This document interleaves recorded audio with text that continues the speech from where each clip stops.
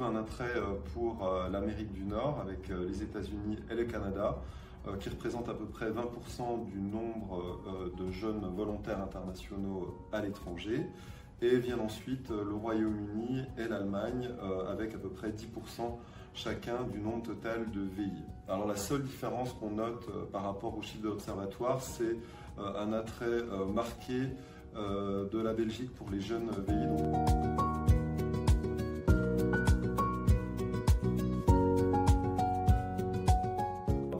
Au plus fort de la crise, jusqu'à 80% de nos VI ont poursuivi leur mission en télétravail. Nous avons bien évidemment autorisé le télétravail pour les VIE. Parmi les jeunes qui étaient rentrés en France, un certain nombre d'entre eux se sont retrouvés bloqués en France, ne pouvant repartir dans leur pays d'affectation. Là encore, ils ont pu poursuivre leur mission depuis la France dans l'attente d'une réouverture des frontières.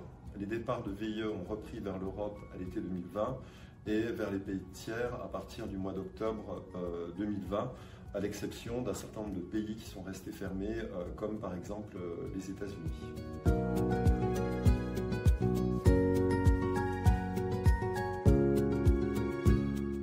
La crise que nous avons connue et que nous connaissons encore a bien sûr un impact important sur le nombre de départs de VIE. Et donc notre objectif aujourd'hui, c'est de revenir en 2021 à un même niveau de départ qu'en 2019, donc avant crise.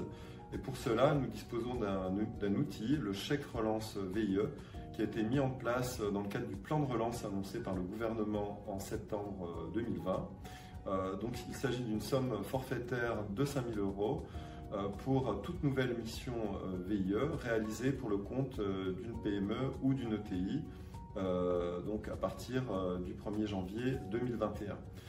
Les grands groupes peuvent également bénéficier de cette aide dans la mesure où ils recrutent des jeunes issus d'une formation courte, donc Bac+2, Bac+3, ou des jeunes issus des quartiers prioritaires de la politique de la ville.